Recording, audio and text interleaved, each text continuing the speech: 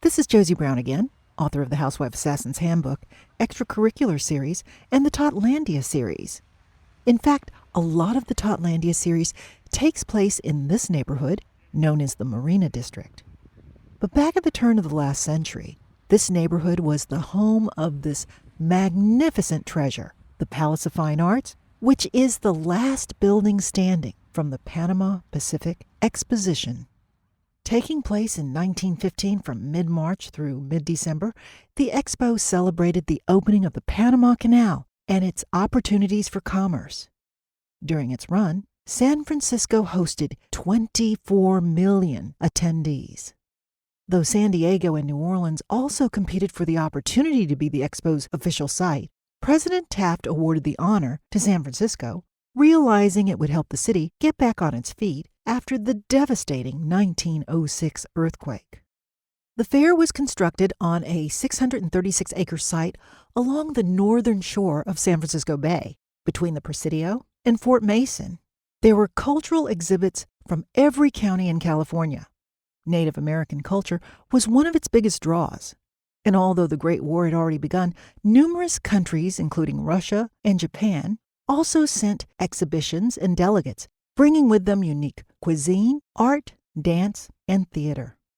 The Panama Pacific Expo was also a great way for industries to introduce to the public their new products. Corporations from around the country donated money, equipment, and the work of their best engineers and designers. Talk about a meeting of the minds. Thomas Edison was there, as well as Henry Ford, who introduced to the public his innovative automotive assembly line.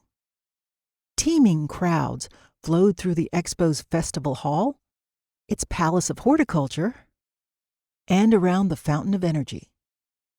The expo's crowning glory was its several stories tall Tower of Jewels.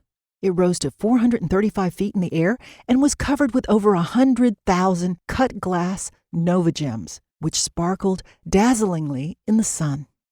But the tower was even more hypnotic at night. On April 13th, the expo had its illumination night when General Electric lit up the sky.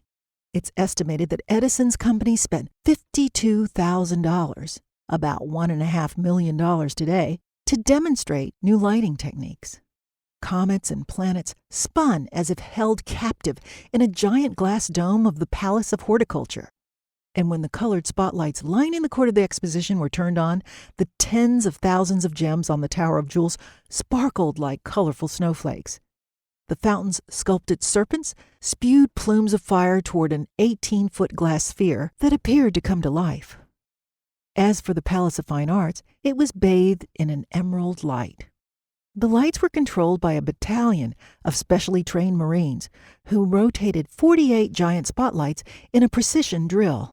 The beams created a prismatic aurora that dipped over Alcatraz and even reached as far as the Marin Headlands. But all good things must come to an end. Although several of the buildings were saved and shipped off to other states and countries, most of the structures were demolished. San Francisco held on to two. Thankfully, one was the Palace of Fine Arts. The land that was once the Pan-Pacific Expo became the beautiful neighborhood known as the Marina District.